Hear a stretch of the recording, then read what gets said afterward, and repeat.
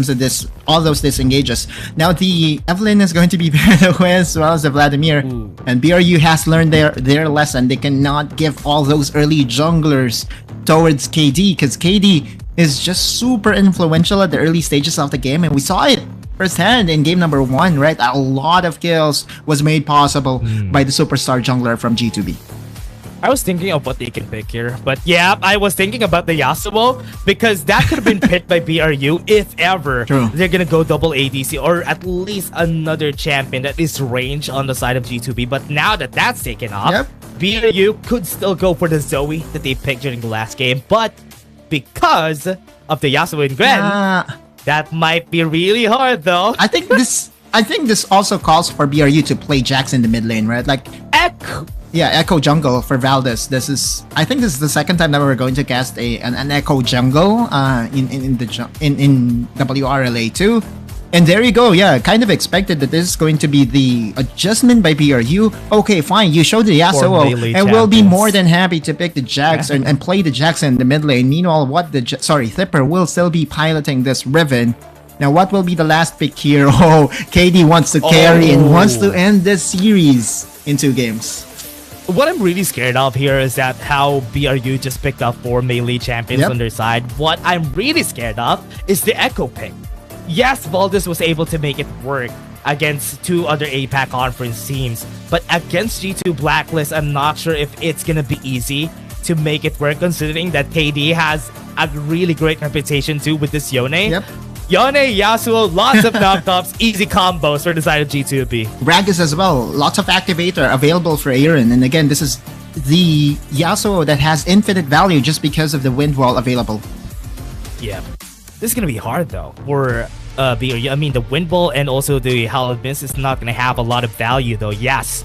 But this is still gonna be a hard time for them. But again, everybody, this is gonna be the second game match point for the side of G2B. So far, when it comes to the draft, this has been super great so far for the side of G2B. Yes, it's a Yasuo Yone, everybody, but in this game, this draft so far is really great. It's super well telegraphed by both teams, right? Like, okay, you pick the Yasuo, we play the Jax in the mid lane, but there are other things that we have to consider, and the curveball that was presented here by G2 Blacklist is to all in on their superstar jungler. KD, as we all know, is a very deadly Yone user, and I really love to see what he's going to show us in game number 2. In game number 1, he was super dominating. In game number 2, he would want a repeat performance of that for sure.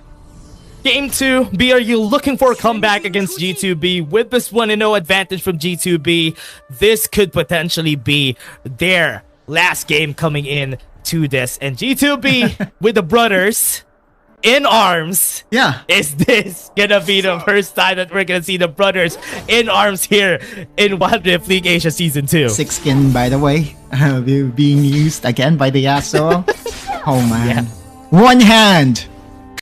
Tryndamere in disguise, everybody, is this Yasuo. But again, this matchup between Golden Feet and Aaron, they are both going for the more passive play.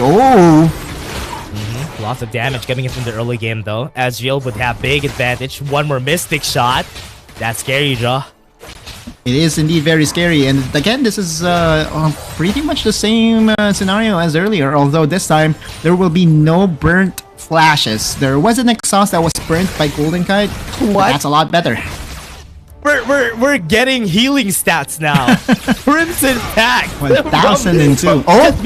Just because of the Vladimir, but now mid lane already onto the fight. A lot of damage coming from the minions against Aaron. Is super low now just because of that. It's super hard to gank Ajax. We all know that. Again, Counter-Strike being available. No knockups available for Aaron for sure, right? Those tornado can get dodged easily by just one skill.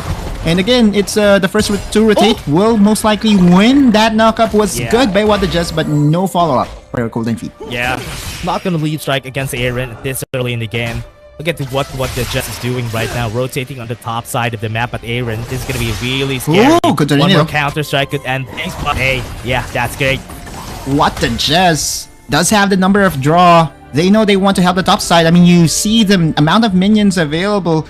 Good thing that Draw was able to show himself up, right? No dive. Yeah. At least for now, for BRU. And again, that's the power of just being able to read your opponent's rotations. And although what the just was able to deny Ross pathing towards the top side, it also delayed them in return. Now, KD.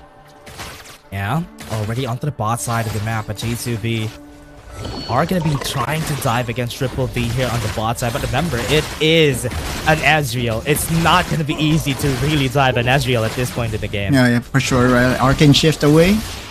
And it's just super easy to dodge all those potential dives.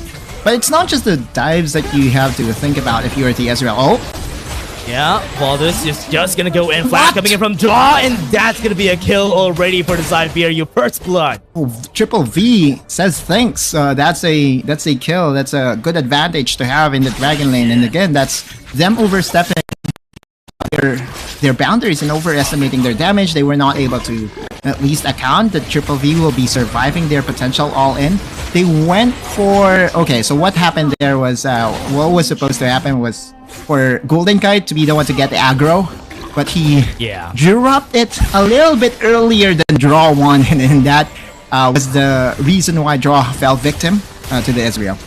Yeah, and so far G2B, what they're doing here is just to rotate around the mid lane, get the priority as early as they can, and so far for both of our supports, they haven't been seeing any potentials for those skills except for that one in the bot lane, and where Draw tried to get it. Ooh. But now onto the top side, what it just could have been great timing to go for a gank there. It's super hard to gank against or to gank a Gwendo. Like same can be said for the Riven. Unless Ime will be baited into fighting this Riven, there's really no clear path for a gank on the top side. And it's just a very slow and methodical approach towards the early game of this game number 2. And you look at what the Just and Thipper. Wow, very deep vision for them. Yeah, it's gonna be a big challenge for What the Just, especially for the first fight here. We just have 50 seconds before the next objectives would be able to come out, but the big challenge is how he will be able to deal with the mist, the wind ball coming in from Aaron too. So it's gonna be a big challenge here for them to hit the ultimate. He needs to really wait it out. Yep, and again, the matchup between the Yasuo and the Jax, the longer this game goes, I still favor the Jax, right? Like this is definitely... True. Oh wait, hang on, KT. Yeah, damage coming in, knockup's not gonna hit. Golden Feet was just able to run away. It'd be just the brothers in arms, right? Fate Sealed will connect on towards the counter-striking Jax, but again, the Tornadoes won't hit. Now onto the bot side, priorities onto the Dragon is what they want to do. It's gonna go for the recalls, get some resets. Right now BRU is prioritizing on the Rift Herald. Yep, similar to what happened earlier, G2 Blacklist kinda was able to steamroll the game by getting lots of tempos. And again, there's going to be a lot of opportunity to deny all those souls to happen. On the top side, Ime just using his ultimate to clear out the wave. Yeah, and they think Baldur's just gonna drop the Rift Herald here on the top side. Gonna get in front. They have the miss. It's not gonna hit on Ime. So this tower on the top side is gonna fall. Yep. And that's a turret for the side of BRU. Yeah, but most of the time, right, that Rift Herald is going to be used in the mid lane. They're not yet done though. Draw! Yeah, top side. Oh, not almost. Zipper would need to run away. One more Ultra Shock Laser from Golden Kite flashing in to get it with a kill. Lightning Crash ends his life. He still have an ultimate right here. Chrono Break. Baldus was able to flash away. Ime was waiting for him with open arms. And that's 2 kills for G2B. Oh, fantastic play coming in from G2 Blacklist once again. Draw was at their backside without them knowing, and there to pull the engage, or to go for the engage, is again the #1 support from APAC and Draw. You look at that play once again. Oh, hold that thought in the mid lane. Mid lane. Triple B's trying to run away. Aaron is not going to be able to follow through. Doesn't have much speed. And BRU was able to survive. But top lane tower is going to be taken down. Yeah, Thipper can do a thing, right? Against 3 people. What are you doing? He's going to be dead. Oh, no! He tried to fight against 3 people, and that's also a tower. That's just a bonus for G2B. He's not even targeting the minions, right? And he was just pinned down by the amount of damage by G2 Blacklist. And again, Now, you look at Golden Kite's position in this game, right? Like, his spot is so good. Being gifted 2 kills from the earlier engage and also another bonus. And in Thipper, just, I don't know, doing something that we are not accustomed in seeing him do. Yeah, and now from what we're seeing here for the side of G2B, they're just going to be roaming around the map, waiting for the next 3 minutes before the next objective. They still have a chance for a soul, which is something good to look forward to. And BRU just losing that Rift on the top side and equalizing on the side of G2B would just not let BRU get any gold advantage. Exactly, right? Like, at this point, like, we are in a very equal game. But if you look at it, G2 Blacklist does have the advantage just because they were able to secure the dragon, can threaten down the Infernal Soul for sure after 3 dragons. It's a lot later, right? Like, we still have to wait for the mid game to happen. But you look at what's happening right now. BRU again, still very formidable, planting their vision and still getting enough information to deny some dives here by G2B. Yeah, so far, draw. Perfect use of the explosive cast, but wasn't able to place it quite well to push back to the hands of Golden Kite. Yep, Valdes and what the Just again trying to clear some vision. Not the best echo performance, I would say, but there is still potential for a burst to happen. Again, one of the harder to hit crowd control is the parallel convergence, especially against the Zeri, right? Yep, it's gonna be really hard. Honestly, this is one of the problems when it comes to the Echo. There's not really a lot of opportunities if you won't be able to hit your CCs. And yes, it's not also in the part of what the Jess that he's not hitting the CC. He just is fighting against the Yasuo and a Gwen. That's why it is a problem. Yeah, and now we have 2 towers to 1 collectively. Because I feel that the bot lane... Wait! Wow! What a great fate seal to the last breath. And that is Tipper down for sure. Having a 1v1 here is just gonna try to kite it away. Exhaust is gonna be there. He's not gonna survive. 1v2 no more counter strike against the brothers. Cold in feet. His feet are cold in BRU. Oh, goes in.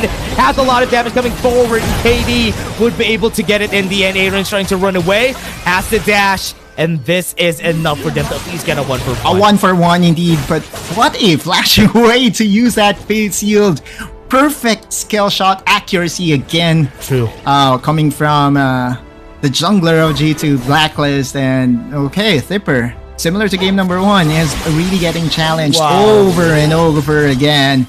Where are you going, my good friend? And also G2 Blacklist that overstepped and was a little bit greedy by trying to win against Golden Feet. You would understand, right? Like, the counter-strike was already burnt, but BRU still with you know, good macro was still able to back their teammates up. Yeah, and at least they got a 1-for-1 there. But the tower in the bot lane has been taken down, and that is going to be good here for G2B. As long as they get the priority on the bot side, this would be good positioning for G2B. You love to see this, right? Them getting priority on lanes. This is where the pro players are very good at, right? They're not... Oh, hang on. Yeah, never mind. Knocks up on draw. So for G2B, still not starting anything yet. They still have the Jax on the bot side of the map to push the wave. And Golden Feet is doing a great job holding on against Ime. Yep, and that's also an expected matchup to happen, right? Although there's a Bloodthirster already completed for... Oh, wait, hang on. Draw. Missing that combo. That's a huge investment. That's a flash. Yeah, the bot is slammed too. The flash wasn't able to hit. And now Baldus is still being chased down right here. But KD still has the chrono break. But it is still not going to be used at this point.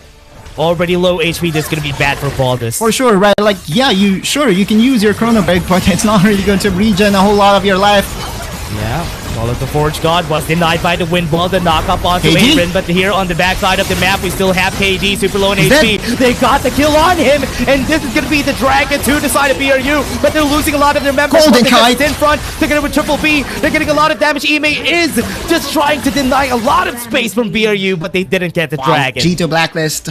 Although, yes, they surrendered the Dragon and no more souls to be had for this game.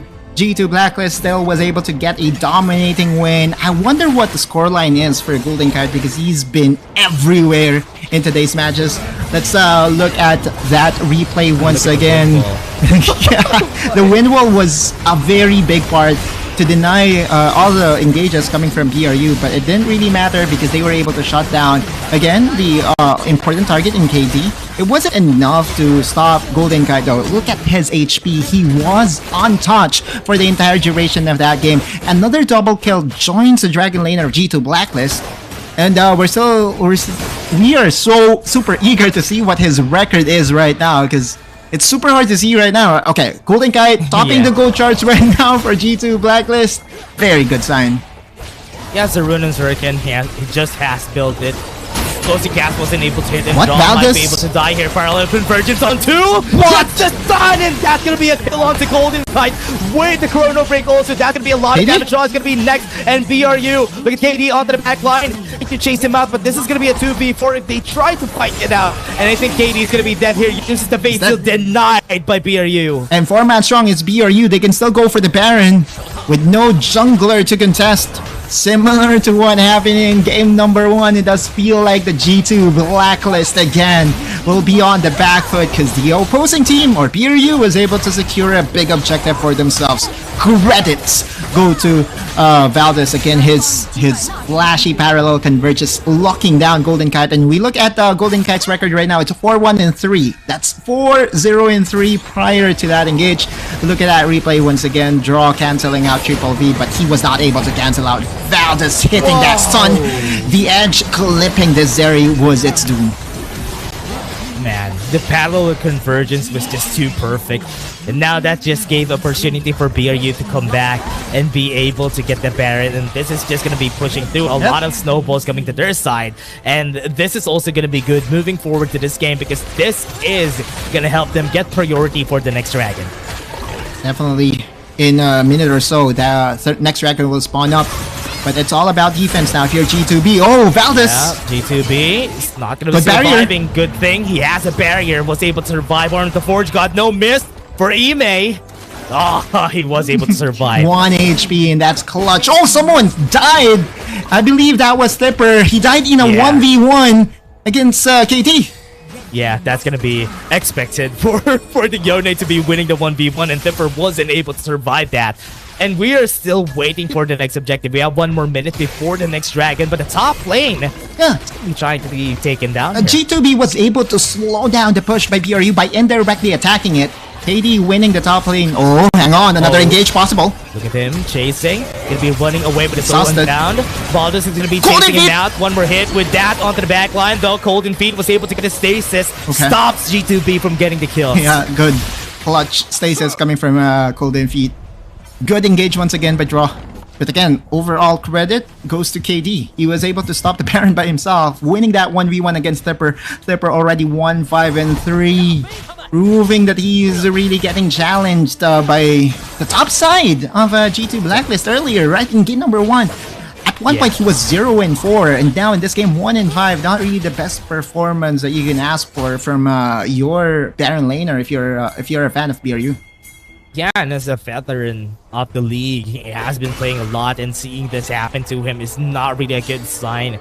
Coming to the side of BRU, that might be also the matchup coming into the Riven is not really favorable at this point. But again, still BRU, still equal in both sides. KD gonna go to the back line. Parallel Convergence is gonna be able to hit onto Ime. He still have the miss. What they just used onto the Forge God, but wasn't able to hit anybody. Ultra Shock Laser was able to slow them down, but G2B are still following through. Still no critical HP on both sides. Lots of investments though. Lots of ultimates burnt right now, and what the Jess and company still wants to challenge this Dragon.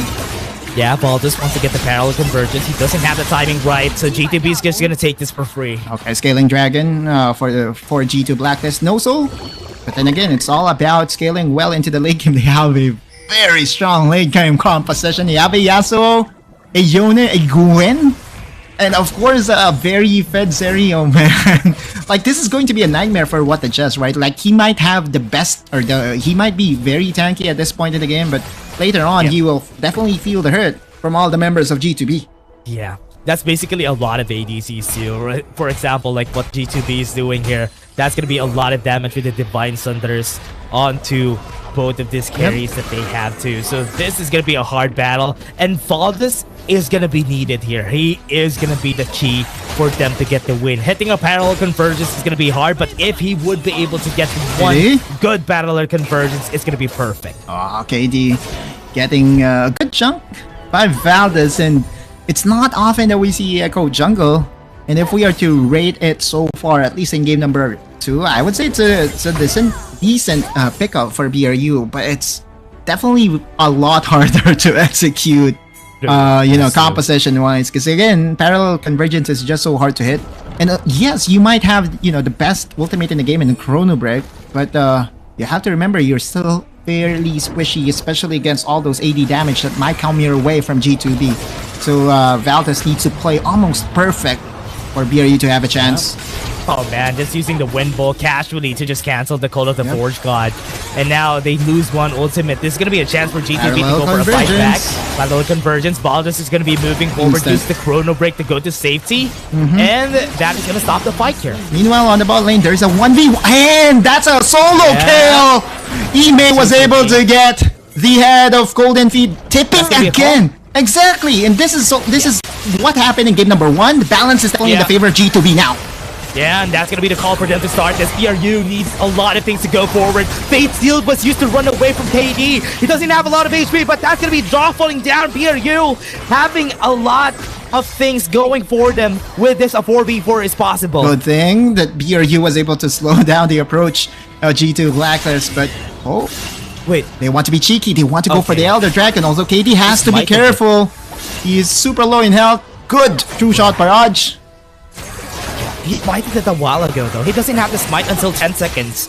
So this is going to be bad for KD. He doesn't have anybody here. But now they know that KD is in the area. They're not going to continue the fight from happening. Ime, really tanky right now, is going to be in front of everybody. And now this is going to be stopping BRU from taking this dragon. Tipper using the ultimate preemptively. Wind Slash not really impacting too far. We still have the knockups coming in. Parallel conversions onto the backline. They're waiting for it. Golden Feet was able to stop out to KD. That's going to be one down. Ime is going to be taken off. It's going to be a 4v5. BRU still has the advantage. Yeah, G2 Blacklist still wanting to challenge this dragon, but BRU very strong with their approach. Yeah, the pushback right there. They got the body slam. They are having Aaron in front. This is going to be Golden Kite's time. Golden Kite is getting fake sealed from KD. It's going to be changing the fight in their tides. Golden Kite is in front. Golden Feet is going to be using the counter strike, but this is not going to be Golden Kite. Chain lightning coming in from Golden Kite was able to finish things off, and G2B is going to be taking this Elder Drake in the bag, but no, they're not going to continue. Never mind the dragon, just go for the end, and KD drawing Golden Kite should have enough damage to finish game number 2. They only have the Ornn, they only have what the Jess has to call it the Forge God, but is it gonna matter? They can end this, they can go for the turret. The patience by G2 Blacklist again, winning them the game. Teleport coming in. Yeah, call it the Forge God. They have teleport from one member. That's gonna be what the Jess trying to stop them out. They're trying to deny him, but it's not gonna be denied. G2 Blacklist takes a 2-0 against BRU. Dominating win again, as we expected from one of the powerhouses here from APAC. G2 Blacklist ends the reign of BRU and was able to at least show in the